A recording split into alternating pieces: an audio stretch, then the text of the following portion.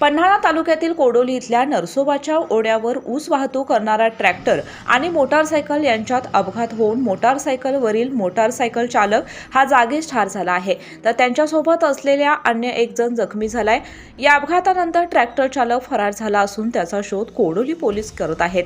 नरसोबाच्या ओढ्यावरील हा पूल अत्यंत धोकादायक असून या ठिकाणी वारंवार अपघात घडत आहेत, त्यामुळे या पुलाची पुनर्बांधणी करावी अशी मागणी इथले स्थानिक नागरिक करत आहेत। पन्हाळा तालुक्यातील कोडोली इथल्या नरसोबाच्या ओढ्यावर अत्यंत धोकादायक असे तीव्र वळण असल्याने या ठिकाणी वारंवार अपघात घडत आहेत। याच ठिकाणी आज दुपारी 4 वाजण्याच्या सुमारास ऊस वाहतूक करणारा ट्रॅक्टर आणि मोटारसायकल या दोघांच्या मध्ये अपघात झाला। या अपघातामध्ये मोटारसायकल चालक 58 वर्षीय दिनकर मारुती राणे हे जागीच ठार झालेत, तर त्यांच्यासोबत पाठीमागच्या सीटवर बसलेले 55 वर्षीय आनंद बापू पाटील हे गंभीर जखमी झालेत। त्यांच्यावर खासगी रुग्णालयात उपचार चालू आहेत। या अपघातानंतर ट्रॅक्टर चालक हा पसार झाला असून या फरार ट्रॅक्टर चालकाचा शोध कोडोली पोलीस करत आहेत।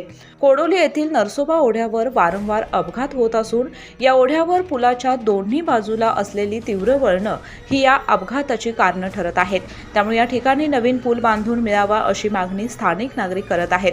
अपघातामध्ये मयत झालेल्या आणि जखमी असलेले दोघेजण हातकणंगले तालुक्यातील तळसंदे गावचे रहिवासी असून हे दोघेजण आज सकाळी शाहूवाडी तालुक्यातील थेरगाव येथे राणे यांच्या मुलाला भेटण्यासाठी गेले होते। मुलाला भेटून परत येत असताना कोडोली येथे अपघात होऊन राणे यांना त्यांचा जीव गमवावा लागला। मयत राणे यांच्या पश्चात पत्नी, मुलगा आणि नातवंडे असा परिवार आहे। केके न्यूज साठी प्रतिनिधी सनी काळे। स्पेशियस, लक्झुरियस, सगळं मिळेल अगदी मनासारखं।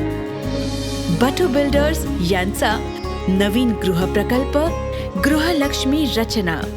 अशाच नवनवीन अपडेट पाहण्यासाठी आमच्या केके न्यूज चॅनेलला सबस्क्राईब करा।